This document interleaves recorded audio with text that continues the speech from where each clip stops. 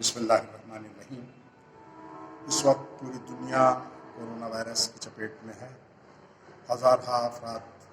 لقمہ اجل بن چکے ہیں اور بارہ کی تباہ کاریاں تقریباً پوری دنیا کے اندر جو ہے وہ دیکھی جا رہی ہیں۔ یہاں ہندوستان میں بھی یہ سلسلہ کہیں زیادہ شدت کے ساتھ اس وقت جاری ہے اور ساتھ ہی ساتھ رحمتوں اور برکتوں کا مہینہ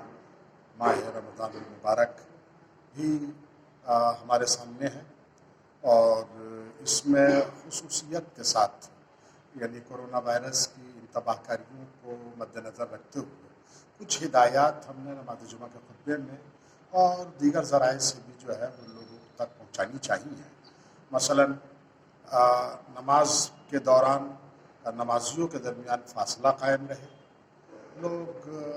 جو بھی یہاں آئیں سینیٹائزیشن کا مسجدوں میں بندوبست ہو اور مصافحہ ترک کر دیا جائے، اور اگر ہو سکے تو لوگ اپنے گھروں سے وضو کر کے آئیں، کیونکہ یہاں وضو کرنے کا مطلب یہ ہے کہ یہاں نل کو استعمال کرنے والے بہت سے افراد ہوتے ہیں، لہٰذا اس چیز کو مد نظر رکھتے ہوئے بہتر یہی ہے کہ لوگ اپنے گھروں سے وضو کر کے آئیں، ماسک پہنے رہیں۔ اکثر یہ دیکھا گیا ہے کہ لوگ مساجد میں پہنچنے کے بعد